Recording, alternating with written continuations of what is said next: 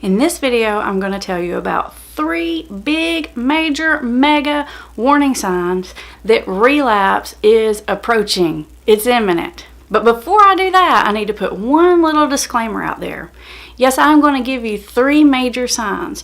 But if you are a family member who's watching someone in early recovery or in long-term recovery, here's what I want you to know. I don't want you to freak out if you just see one little symptom for a short period of time. What I'm talking about usually is if you see 2 or 3 symptoms together or symptoms that are lasting for a long period of time, maybe then start to worry. But trust me, everybody has a bad day every now and then. So just because your loved one has a bad day or they're in a bad mood or they're grumpy or whatever does not mean that they're on their way to relapse. Okay, so now that I got the fine print out of the way, let's talk about the 3 mega major warning signs that relapse is about to happen.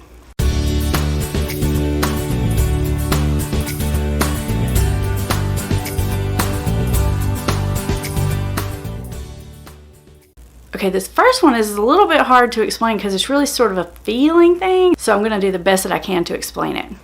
Basically, when I've seen a client in my office for a period of time, like I've seen them multiple times, then I get a really good feel for their energy. You know, counseling is like any other relationship. You develop a rhythm. They come in, they sit usually in the same place.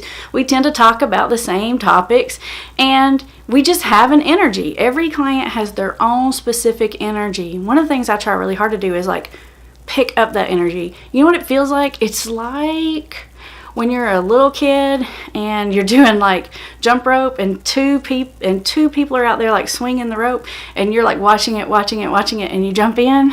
That's what it feels like. It feels like I'm trying to get the rhythm and trying to jump in there with them. Well, eventually I get that rhythm and we learn to jump rope and we got it. And then one day they walk in and that energy's different. Sometimes it just feels like awkward or I can't really engage them. Other times it feels like they're trying to pick a fight with me and I don't know why or what's going on, but nothing I say is right and everything I say is all wrong and it was making them mad. When I feel either of those 2 things, I feel that mega shift in energy, my little antennae go up and I'm like, uh-oh, something's up. Now, sometimes this is really subtle. I mean, I have clients that they can come in, they can sit on the couch, they can say the same things they always say, but you just feel a disconnect. You don't feel that rhythm anymore. It feels like if you stop and check in with yourself, it basically feels like you're both playing a game. Like you're at some sort of social function and you're saying, how's the weather, blah, blah, blah, but there's no real connection going on there. And anybody can do this. If you just stop and check in with yourself and realize that that's the way you're feeling, it probably means something's not being talked about. Doesn't mean they're going to relapse, but it means something's up, something needs to be addressed. So if you just feel like that rhythm is off, if you know someone really well, I mean, spouses and parents tell me, they know immediately. They know how the person walks, talks, breathes. They can't tell you. The person can answer the phone and say hello, and they're like, something's up. You know, the family members know. And the reason you know is because of that rhythm thing. Most of the time, I pick up on this cue from the time I get them to the lobby. By the time I walk them back there in my office, I'm like, oh no, this is going to be a rough one. Because I can feel it, and you can too. So that's relapse warning sign number 1. Now remember, everybody has a bad day. You can't take that alone because you had one awkward feeling and start accusing someone of relapse. Like, calm down. I'm not even telling you what to do about it. I'm just telling you to let your antenna go up just a little bit. Make a little mental note. Put it back there. You might need it. Relapse warning sign number 2. So typically, if someone's got any amount of recovery, like they really meant it, they were really working a program, and they're on their way to relapse, some things have to line up first because by now they've really bought in and they really have been working hard. So they need for 2 things to happen. The first of those is they need somehow to get some distance between themselves and their recovery support network. So that could be their SMART recovery meeting, that could be their 12-step meeting, it could be Favor, it could be their counselor, it could be their sponsor, it could be their church. Whatever those things are that are helping that person keep their head on straight, remember what's going on, and stay focused. Whenever that person, you see them start to distance themselves from those things, that's another one that gets my antenna up. Now, I know sometimes people get tired of their home group, or they get tired of their meeting, or maybe they need to change sponsors. So I'm not saying freak out. I'm just saying when they start letting go, detaching from it, and they're not replacing it with something else, problem. Now, sometimes it'll be like, well, I'm sick of these meetings. Everyone says the same thing. Or they'll pick a fight with their counselor, like I talked about before. But basically, they need to sort of pull back from those things, because otherwise they would feel really, really horrible if they relapsed. So your disease sort of needs you to separate from the pack. It needs you to get away from all those things that are keeping you sober. It is literally like a lion hunting gazelle. Like, they run up there, the strong ones run away, and they get that one off by themselves, cornered, and then attack, and it's on. Like, you got to understand, that's what this disease does to people. So it gets you isolated, alone, and by yourself. You're kind of defenseless once you've got to that point. So far we've got two. We've got this sort of mood and attitude shift, or maybe I'm just super stressed, or whatever that is, mixed in with the I'm sort of distancing myself from those things that are keeping me sober and keeping my head on straight and my sanity in check.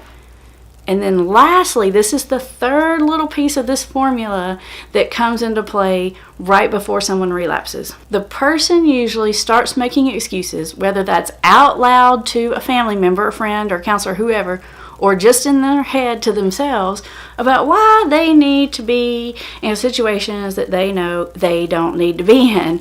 You know, why they need to go see Cousin Harold because they haven't seen him in a long time, and really you go way back, and I mean, it is his birthday, and I mean, you're not going over there to use or drink or anything, you're just going over to say happy birthday, man. Like, you've been besties since you were a kid, you got to do this. It's always an excuse, it's always a reason. But when you find yourself deciding that you have to take that route home from work, that route that you don't need to take, that goes right by your favorite ABC store or your drug dealer's house or whatever that is, you find yourself putting yourself in bad situations. For young people, a lot of times it's like, well, I'm going to go to this party, I'm going to do this thing, I'm not going to smoke or use or do anything, but I mean, gosh, I still need to have fun, I'm still a kid, I want to hang out. There's a reason, an excuse, a rationalization why the person puts themselves in the situation. Now, if you've got those three things lining up, get worried. That is a bad recipe. That is a formula that can and will lead to relapse. I like to say relapse happens when a couple of things are present. Vulnerability. And vulnerability means I'm struggling with something. I'm unhappy, I'm depressed, I'm angry, I'm stressed, my mood is shifted. And I've let go, or I'm detaching from those things that help me stay solid. So that's going to make you vulnerable. Mix it in with the wrong situation at the wrong time, bad business. When these three things line up, it is not good. Now, hopefully that helps you to understand this relapse process. And most people, when they're in this process, they really don't intend to relapse. It's not like they're thinking, like, I'm going to go get high, or I'm going to go get drunk. That's not what they're thinking at all. This is like a subconscious, your disease working on you to finally get you cornered, off by yourself, and then attack. I call it the long game, or the long con. And this is what your disease does to you when you have some pretty strong recovery.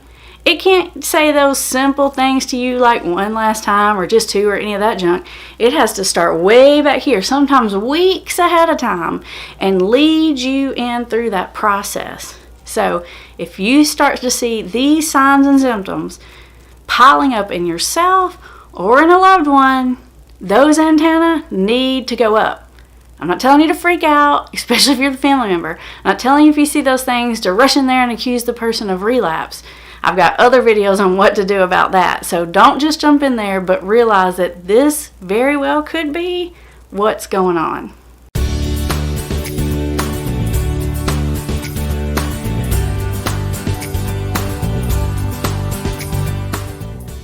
For tons more information on all things addiction and recovery and lots of free expert advice, make sure and subscribe and hit the bell so you don't miss a thing.